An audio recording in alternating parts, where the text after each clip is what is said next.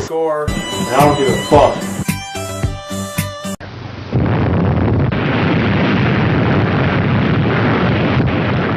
What's up, everyone? Welcome to Gors Month of Horror number 4, and this time, like a couple of days ago, I am doing another double feature Grindhouse style review where I review 2 movies in one. And these 2 movies, at first glance, don't seem like they're similar at all, but when you think about it, they really aren't, but they do have one thing that is similar, and that is the killer wears a raincoat. And those 2 movies I'm talking about are ATM and The Tall Man. So you know what? Let's get straight into it. I'm going to talk about ATM first. The story for ATM follows 2 co-workers played by Brian Garrity and Josh Peck. Yeah, that Josh Peck from Drake and Josh. And he's in a horror movie. That's kind of, I know, it's kind of weird if you watch Drake and Josh like I did. And those 2 are just buddies. They're co-workers. They're having a good time with other buddies, waiting until the ball drops because I think it's New Year's Eve or somewhere close to that. They're having a party for something. Maybe it's Christmas. I'm not sure. But they're having a good time, whatever. And then Josh Peck's way too drunk and he decides, you know what,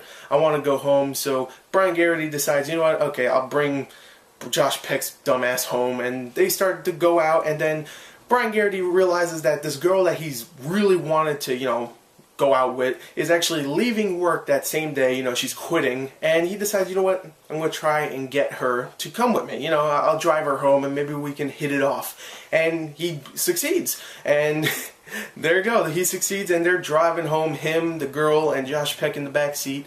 And Josh Peck decides, you know what, I need to go get some money for whatever reason. Let's stop at this ATM cache or whatever the hell it's called, you know, this friggin' big, you know, this big building with a friggin', not big building, but a small building with 2 ATMs in it. I need to go get some money. So he decides to do that, and they're all in the ATM, and then boom, when they turn around, there's this guy in a raincoat staring at him, and they're all like, whoa, a guy in a raincoat staring at us? Let's just stay in here, because I've seen plenty of horror movies where this does not turn out well. Without this guy doing anything, these 2 dudes, and of course the female, get too scared to go out to their car because this guy has a raincoat on. And yeah, it's pretty silly, but it's not that silly because then you realize, oh wait, he is a sadistic murderer, because out of nowhere he just randomly kills a dude just to show these 3 people in this ATM, yeah, that's right, I'm a murderer, and he just kills a random dude. And of course the whole rest of the movie is them hiding in this ATM, waiting until there's a great moment to run out and go to the car, or wait until daylight shows up so more people come and they feel safe enough to leave, and blah blah blah. It's a pretty simple story. The story, even worse, is the characters. The characters are just not likable at all. Like, I could like forgive a movie as long as the characters are likable, but here they are not. Brian Garrity, Josh Peck, and Alice Eve don't feel like they have any chemistry whatsoever. Alice Eve and Brian Garrity don't have any chemistry love-wise, of course, and it's just not good, well-written characters. They're not likable, and I don't care if any of them die. And I don't care. I just don't care. And what makes it even worse is the dialogue is just bad. Whenever it's trying to be funny, it's just laughably horrible. And I don't know what happened with Josh Peck. He just looks so weird skinny and just so weird when he's trying to be that asshole douchebag. Just be the lovable dude from Drake and Josh. Just be that. I mean, don't be serious and drinking everywhere and being a dick to everybody. Just don't do that. It's not working.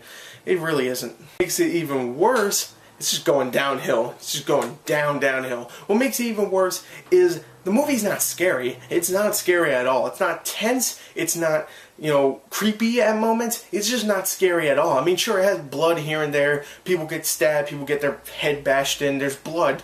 I'll give it that. It's definitely an R-rated movie. But it's not creepy, it's not tense, and I mean, sure, there are moments where it's supposed to be tense, but it's not tense because you don't care about the characters. You know, if you cared about the characters, then it might be a little tense, but you don't, so you're just like, okay, can't wait until this kills them, and sometimes it doesn't, sometimes it might. I'm not going to spoil it, but still. It's just not a very scary film. It's not well written, not well directed. The characters aren't likable. The story is generic. I'm going to give this film, I'm just going to get straight into the review. I'm going to give this film a 15 out of 40. Very, very just pretty bad, I'll just say. Yeah, ATM is just not very good. So, there you go. There's ATM. Now, let's talk about The Tall Man. For The Tall Man is set in a town where children are abducted all the time. I think in the beginning of the film, there's a 13 or 14, maybe 15 cases of child abductions in the last couple of years. And yeah, a lot of people get abducted, and people at first thought it was an urban myth about a man called the Tall Man who wore, of course, a raincoat, and he was a tall dude, and everybody was like, nah, that's a myth. But now, pretty much after the 13th or 14th kidnapping, they're pretty much going, you know what, it is, I've seen him, he's a big dude with a freaking with a raincoat on, yeah, I've seen him. So everybody's like, yeah, you know, it's the Tall Man. And the movie actually follows Jessica Biel, who is a single mom, lost her husband long ago, and you know, she loves her son. She does. You can kind of see where this is going. But she loves her son very much. She plays with him, blah, blah, blah. And one day, she comes home from work. She's a nurse. And she comes home from work, and guess what? Boom, the Tall Man takes her child. And the rest of the movie is pretty much her trying to figure out where he is, trying to get her son back.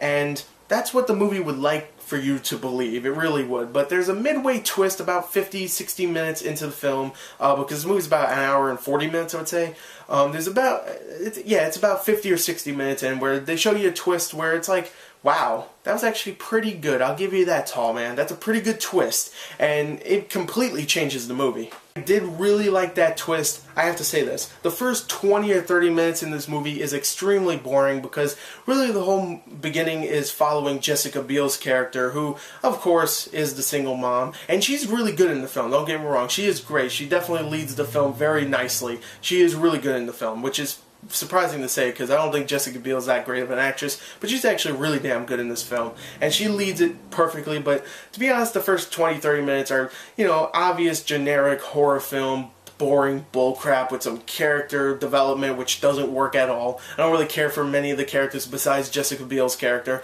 And then the twist comes by, and then you're like, oh shit, okay, now it's picking up. And yeah, but for the first 20 or 30 minutes, it's an extremely boring film, I have to admit. It's really boring. I was losing interest quick. The acting, for the most part, is good. The supporting cast does a really good job, even though I didn't really care for the characters. I thought they did a good job. Jessica Biel did a great job. The story at first was really boring, but then it definitely picked up after that twist. And I thought the movie was actually kind of creepy at times. I would say when the twist happens, like right in the middle of that twist, right when it, you know, starts, it actually is kind of creepy in parts here and there. But for the most part, it's not all that scary, even in the first 50 minutes. Even when the Tall Man strikes, you know, it's not really that scary, really. I mean, it's kind of like, oh, okay, that's kind of weird, but it's not really all that creepy or scary. So the movie itself benefits from when that twist happens. It really does benefit, because if that twist wasn't there and it was just a generic horror film, this would be a terrible film. But because that twist is there and it changes the movie completely, it actually helps with the creepy level and the story level and even the acting level in a way. Oh Man is actually a pretty hard movie for me to review. On one side you have some good acting, on the other side you have some unmemorable characters. On the other side you have a horrible beginning, and even a slow ending, I would say. And on the other side you have a damn good twist in the middle. So, if I had to think about it, The Tall Man is a mixed bag, but I think it's a little bit more better than it is bad. It does have its pretty bad parts. The beginning is boring, the ending is kind of boring, the dialogue isn't that amazing, the characters aren't that likable. I'm going to give The Tall Man a 25 out of 40, because that twist was really damn good and it actually kind of creeped me out at parts. I like that, and it was much better than ATM, so there you go. So in the battle of the hooded killers, I give it to The Tall Man, because ATM is not good. So yeah, ATM got a 15 out of 40, and Tall Man got a 25 out of 40. There you go. There's my reviews. I hope you enjoyed them. Sorry they were a little not as good as usual, but I'm a little sick. I'm a little cold too. Oh my god, it's starting to get real cold here. So sorry if it's not that great, but yeah, I'm not really feeling all that great. So anyway, there you go. I hope you enjoyed it. Anyway, thank you and goodbye.